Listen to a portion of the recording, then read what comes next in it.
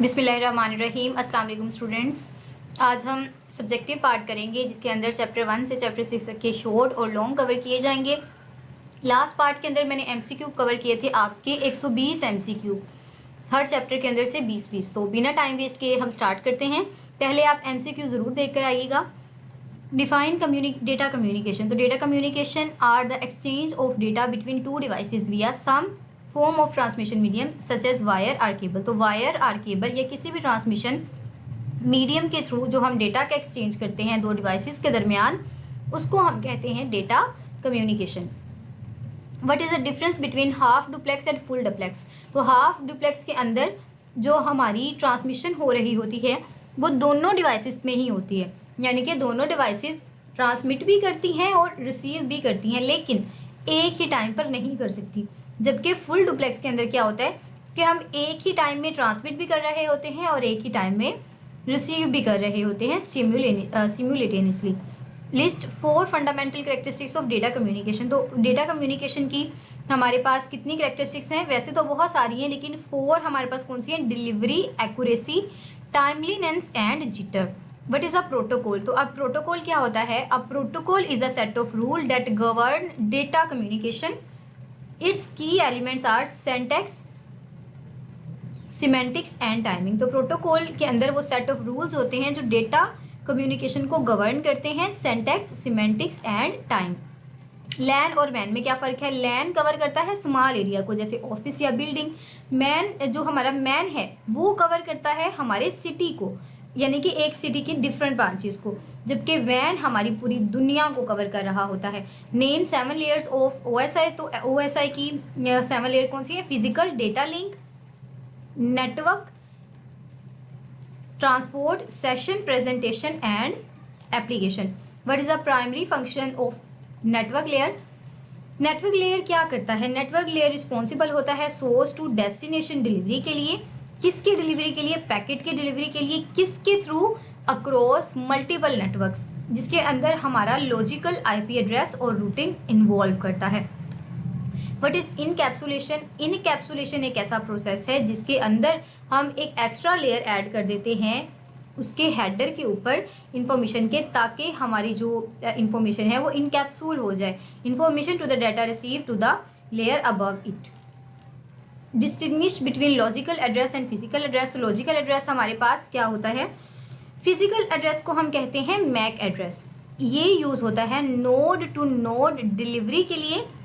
किसकी डिलीवरी के लिए? सेम लिंक की डिलीवरी के लिए। जबकि लॉजिकल एड्रेस क्या होता है? लॉजिकल एड्रेस यूज होता है universally source to destination routing के लिए। What does transport layer do? Transport layer क्या करती है? ये इंश्योर करती है प्रोसेस टू प्रोसेस डिलीवरी को। पूरे मैसेज की प्रोसेस टू प्रोसेस डिलीवरी की जिम्मेदार ट्रांसपोर्ट लेयर होती है। जो क्या करती है? ये हैंडल करती है हमारे फ्लो कंट्रोल को, एरर को कंट्रोल करती है और सेगमेंटेशन एंड रीअसेंबल को हेल्ड करवाती है। What are the 3 characteristics of sine wave? तो साइन वेव की 3 कैरेक्टरिस्टिक्स कौन सी हैं? एम्पलीट्यूड, जिसे हम पीक टाइम कहते हैं, फ्रीक्वेंसी, साइकिल पर सेकेंड, और फेज, यानी कि position relative to the zero. बहुत बहुत इंपॉर्टेंट है स्टूडेंट, आपका शॉर्ट क्वेश्चन बहुत बार आता है।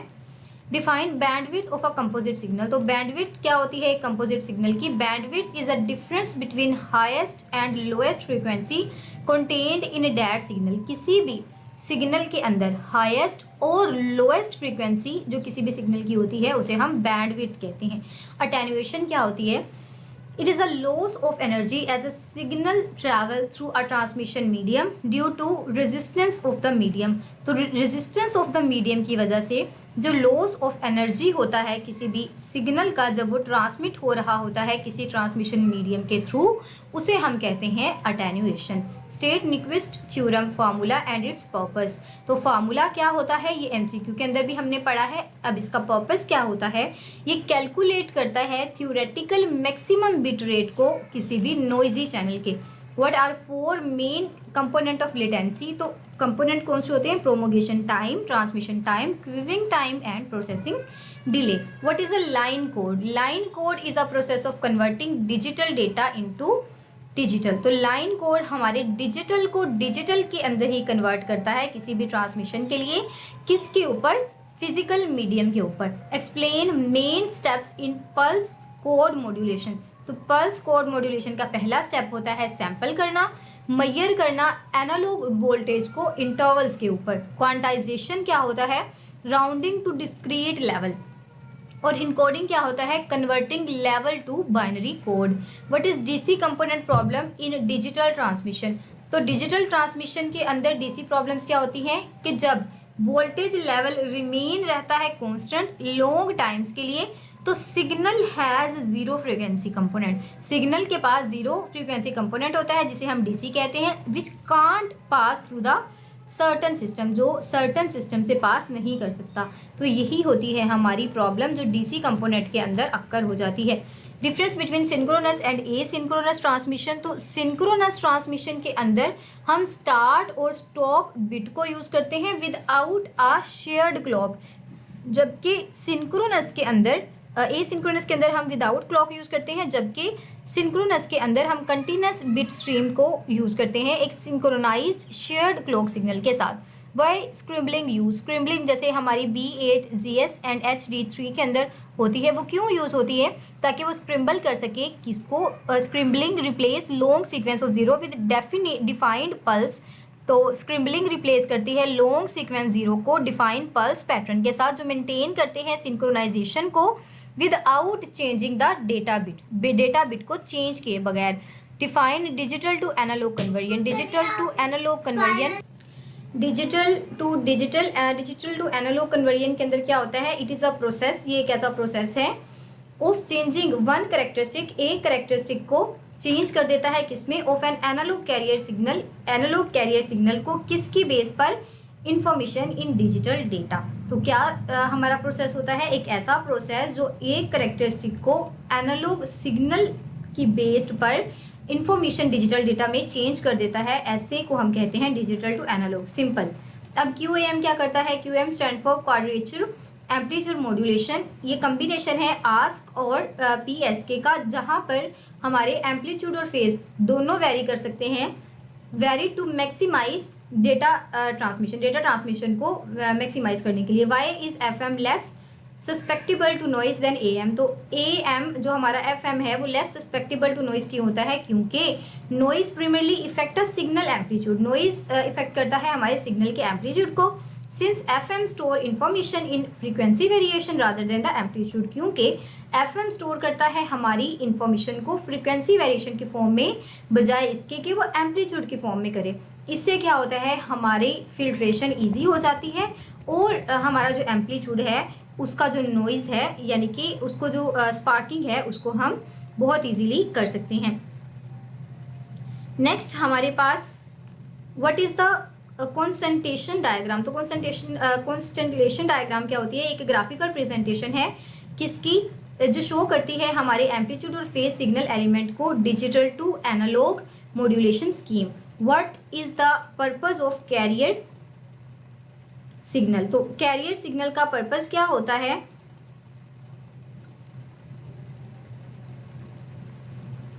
हाँ जी, तो a high frequency carrier signal serve as a base level, a base wave that gets modified, जिसके अंदर हमारी मॉडिफिकेशन हो रही होती है टू कैरी, क्या कैरी करने के लिए? बेसबैंड इन्फॉर्मेशन को। किस पर? लॉन्ग डिस्टेंसेस पर। और किस के लिए? किसी स्पेसिफिक फ्रीक्वेंसी चैनल के लिए। मल्टीप्लेक्सिंग क्या होती है? मल्टीप्लेक्सिंग एक ऐसा सेट ऑफ टेक्निक है जो अलाउ करता है स्टिमुलेनस ट्रांसमिशन को मल्टीपल सिग्नल पर सिर्फ एक सिंगल ट्रांसमिशन मीडियम को यूज़ करते हुए। हायर कैपेसिटी डेटा लिंक्स को यूज़ करता है। FDM एंड TDM क्या होता है? FDM डिवाइड करता है चैनल बैंड विड्थ को डिफरेंट फ्रीक्वेंसी बैंड्स के अंदर, और जबकि TDM डिवाइड करता है चैनल कैपेसिटी को डिफरेंट टाइम स्लॉट्स के अंदर। What is the guard bands in FDM? तो गार्ड बैंड्स क्या होते हैं FDM के अंदर? Guard bands are unused stripes of frequency placed between assigned channel to prevent signal from overlapping and causing interference। तो ये हमारी interference of overlapping को अवॉइड कर रही होते हैं। How does statistical TDM improve efficiency over synchronous. तो जो हमारा सिंक्रोनस टीडीएम होता है वो साइन करता है स्टैटिक स्लोट्स को even if line is idle, अगर लाइन इडल भी हो तो, जबकि स्टैटिकल टीडीएम क्या करता है डायनेमिकली एलोकेट करता है हमारी स्लोट को ओनली टू एक्टिव लाइन्स, और ये रिड्यूस करता है हमारी वेस्टेज ऑफ बैंडविड्थ को। What is the separate spectrum and it's main advantages. तो सेपरेट स्पेक्ट्रम क्या करता है, एक्सपैंड करता है हमारी बैंडविड्थ को of a signal beyond what is strictly necessary. तो क्या हमारे पास स्ट्रिक्टली नेसेसरी है, और उसके मेन एडवांटेजेस में क्या आ जाता है, privacy, anti jamming capabilities and resistance to the interference. सबसे पहला हमारा लॉन्ग क्वेश्चन है, explain 4 fundamental network topology in detail, include their advantages and disadvantages. तो स्टूडेंट यहाँ पर आपकी mesh topology, star topology, bus topology और रिंग टोपोलॉजी, ये 4 टोपोलॉजीज हैं। हम बात कर लेते हैं मैश की। तो मैश के अंदर हमारी हर डिवाइस के लिए एक dedicated point two point link होता है। इसके एडवांटेजेस के अंदर ये है कि ये हाईली रिबस्ट होता है, सिक्योर होता है, और डेटा की ट्रैफिक की कोई खास प्रॉब्लम्स नहीं होती। जबकि अगर इसके हम नुकसानात की बात करें तो ये एक्सपेंसिव होता है और इसको इंस्टॉल करना बहुत ज़्यादा मुश्किल है। किस वजह से, क्योंकि हमारी जो केबल्स हैं वो बहुत ज़्यादा हो जाती हैं। स्टार के अंदर हम सेंट्रल हब के साथ कनेक्ट करते हैं। एडवांटेजेस क्या है कि इसको हम इजीली रिबस्ट भी कर सकते हैं और कंट्रोल भी कर सकते हैं। रिबस्ट का मतलब होता है कि अगर एक लिंक फेल हो जाता है तो दूसरे के थ्रू हम उसे एक्सेस कर सकते हैं। एक लिंक के फेल होने से दूसरे पर कोई भी असर नहीं पड़ता। और एडवांटेजेस क्या है, हब एक सिंगल पॉइंट ऑफ फेलियर है। अगर हमारा हब ही ख़राब हो गया तो फिर बाकी जो कंप्यूटर्स हैं उनकी ऐसी की तैसी हो जाती है। अब हमारी बस क्या होती है, बस एक मल्टी पॉइंट होती है, हर एक लाइन ही होती है, बस ही होती है जिसके ऊपर डिफरेंट सीट्स लगी होती हैं और हर सीट पर एक कंप्यूटर बैठा होता है। सिंपल। इसके अंदर हमारा जो फॉल्ट है, hard fault, isolation, signal reflection, bone failure. अगर हमारा डिसएडवांटेजेस क्या होता है कि अगर हमारी बोन ही ख़राब हो गई है तो पूरा का पूरा नेटवर्क फेल हो जाएगा। रिंग के अंदर एक रिंग बन जाती है, एक क्लोज लूप बन जाती है, और जो सिग्नल होते हैं यूनिडायरेक्शनली पास होते हैं। ये इजी टू इंस्टॉल होता है, लेकिन डिसएडवांटेजेस फिर से ये है कि अगर एक टूट जाएगा तो पूरा का पूरा नेटवर्क स्पॉइल हो जाएगा। 5 कंपोनेंट आपने बताने हैं डेटा कम्युनिकेशन के, जिसके अंदर आपने एक्सप्लेन भी करना है हाफ डुप्लेक्स को और फुल डुप्लेक्स को। तो message sender, receiver, transmission medium, protocols हमारे 5 कंपोनेंट्स हैं। और मोड्स के अंदर हमारे पास सिंप्लेक्स हमारा यूनिडायरेक्शनल है, जिसके अंदर हम सिर्फ एक वे में बात कर सकते हैं। जैसे कीबोर्ड, सिर्फ हम कीबोर्ड के थ्रू दे सकते हैं, कीबोर्ड के ऊपर कोई स्क्रीन नहीं लगी होती जिससे हमें सब शो हो जाए। जबकि हाफ डुप्लेक्स के अंदर हम दोनों तरफ बात कर सकते हैं लेकिन एक टाइम पे बात नहीं कर सकते। और फुल डुप्लेक्स के अंदर हम एक ही वक्त में दोनों साइड पर बात कर सकते हैं। List and describe functions of 7 layer of OSI model. तो फिजिकल लेयर क्या करती है, ट्रांसमिट करती है रॉ बिट्स को एक ट्रांसमिशन चैनल के ऊपर। Data link node to node delivery को यकीनी बनाती है, जिसके अंदर फ्रेमिंग करती है, फिजिकल एड्रेसिंग और फ्लो एरर कंट्रोल करती है। और नेटवर्किंग क्या करती है, नेटवर्क टू डेस्टिनेशन डिलीवरी और logically address and routing their inter networks. Transport क्या करता है, transport process to process delivery और पोर्ट एड्रेसिंग, जिसके अंदर आ जाती है सेगमेंटेशन आ जाती है और reliable end to end connection आ जाता है। सेशन क्या करता है, dialogue control and synchronization, check points और प्रेजेंटेशन प्रेजेंट करता है, जिसके अंदर ट्रांसलेशन, इंक्रिप्शन और कंप्रेशन आ जाती है। जबकि एप्लीकेशन क्या करती है, नेटवर्क वर्चुअल टर्मिनल्स होते हैं ये, और इसके अंदर file transfer, email, such data user interference services use होती हैं। जबकि हमारी OSI मॉडल के अंदर TCP/IP स्विच क्या करता है और इसके डिफरेंट टाइप ऑफ एड्रेसिंग को हमने एक्सप्लेन करना है। तो इसके हमारा जो TCP/IP है वो OSI नहीं बनाया था। OSI की हमारे पास 7 लेयर्स होती हैं। TCP/IP की बेसिकली हमारे पास 4 लेयर्स थी, जिसके अंदर हमारा host to link, internet, transport और एप्लीकेशन आ जाता है। OSI के अंदर जो सेशन और प्रेजेंटेशन लेयर है उनको हमने अब्जॉर्ब्ड कर दिया है हमारे TCP/IP एप्लीकेशन के अंदर। बहुत इंपॉर्टेंट MCQ है ये आपका। नेक्स्ट हमारे पास है OI lower 2 layers match TCP/IP network access host to network layer. इसी तरह हमारी जो TCP/IP नेटवर्क होता है उसका जो फर्स्ट एड्रेसिंग मोड है वो हमारे पास क्या होता है, फिजिकल डाटा एड्रेस, जिसे हम मैक एड्रेस भी कहते हैं, जबकि जो लॉजिकल एड्रेस होता है जिसे हम आईपी कहते हैं, इसके अंदर हमारी नेटवर्क लेयर काम कर रही होती है जो ग्लोबली रूट्स को आइडेंटिफाई कर रही होती है। थर्ड पर हमारा पोर्ट एड्रेस आता है जो ट्रांसमिशन लेयर को आइडेंटिफाई कर रहा होता है, उसके डिफरेंट प्रोसेसेस को। 4 नंबर पर आ जाता है हमारा स्पेसिफिक एड्रेस जो यूज़र फ्रेंडली ईमेल्स को और यूआरएल्स को देख रहा होता है।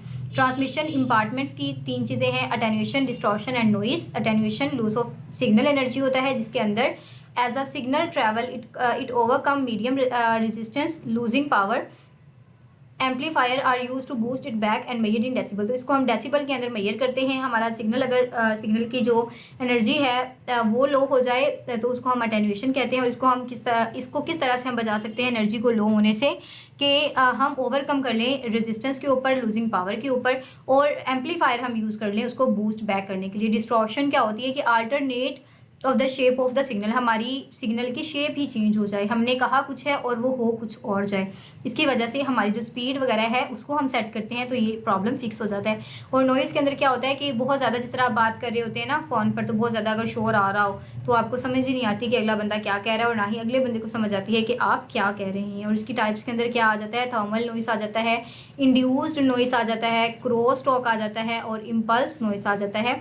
इसके अलावा हमारा SNR भी इसके अंदर इंक्लूड होता है। Discuss the Nyquist and Shannon theorems for channel capacity. तो हमारे 2 थ्योरम्स होते हैं, न्यूक्विस्ट बिट रेट होता है और शेनॉन कैपेसिटी होती है। तो स्टूडेंट इसको आप देख लीजिएगा, बहुत ही आसान है, हमने शॉर्ट क्वेश्चन में भी डिस्कस किए हैं। लाइन कोडिंग क्या होती है, यहाँ पर मैंने स्क्रीन को रोका हुआ है, आप इसको नोट कर लीजिए क्योंकि वीडियो बहुत लंबी हो जाती है। लास्ट जो वीडियो थी वो भी मेरी अबव 35 थी। Describe the process of pulse code modulation to convert analog to digital. तो सैम्पलिंग की हम डेफिनेशन करेंगे, जो PCM के 3 स्टेप्स होते हैं, फिर हमारी क्वांटाइजेशन आ जाती है और नंबर 3 पर आ जाता है इनकोडिंग। डिजिटल टू एनालॉग के हमारी जो 4 टर्म्स हैं उनको हम देखेंगे कि हमारा AS क्या होता है, FS क्या होता है, PSK क्या होता है और QAM क्या होता है। तो इनकी डेफिनेशंस को आप यहाँ पर नोट कर लें। जस्ट इतना सा आप कर लें, आपके MCQ भी कवर हो जाते हैं और लॉन्ग भी और शॉर्ट भी। एनालॉग टू एनालॉग जो कन्वर्जन होती है, सबसे पहले तो स्टूडेंट आपने ये याद करना है कि डिजिटल टू एनालॉग के लिए 4 ही technology, ASK, FSK, PSK and QAM, जबकि हमारी एनालॉग टू एनालॉग कन्वर्जन के लिए AM, FM एंड PM है। तो ये MCQ भी आते हैं आपके और लॉन्ग में भी आता है। तो एनालॉग टू एनालॉग के लिए हमारे पास AM आती है जो एम्पलीट्यूड मॉड्यूलेशन होती है, जबकि हमारी FM के लिए फ्रीक्वेंसी मॉड्यूलेशन, जबकि PM के लिए फेज मॉड्यूलेशन। और मल्टीप्लेक्सिंग क्या होती है स्टूडेंट, मल्टीप्लेक्सिंग के अंदर हम मल्टीपल सोर्सेज को शेयर करते हैं एक सिंगल लाइन के थ्रू। और मल्टीप्लेक्सिंग टेक्निक के अंदर हमारी FDM फ्रीक्वेंसी डिवीजन मल्टीप्लेक्सिंग आ जाती है और TDM टाइम डिवीजन मल्टीप्लेक्सिंग आ जाती है। जबकि आपने इस एक्सप्लेन करना है सेपरेट स्पेक्ट्रम को डिटेल के साथ, और ये देखना है कि फ्रीक्वेंसी हपिंग स्पेक्ट्रम क्या होता है और डायरेक्ट सीक्वेंस स्पेक्ट्रम क्या होता है। तो स्टूडेंट इसका आंसर आप यहाँ पर देख सकते हैं, आप यहाँ पर स्क्रीन को पॉज करें और यहाँ से आप इसको नोट कर सकते हैं। तो होप सो आपको वीडियो अच्छी लगी होगी। अगर वीडियो अच्छी लगी है तो चैनल को सब्सक्राइब ज़रूर करें, वीडियो को लाइक ज़रूर करें और अपने फ्रेंड्स के साथ ज़रूर शेयर करें। फ़ी अमान अल्लाह।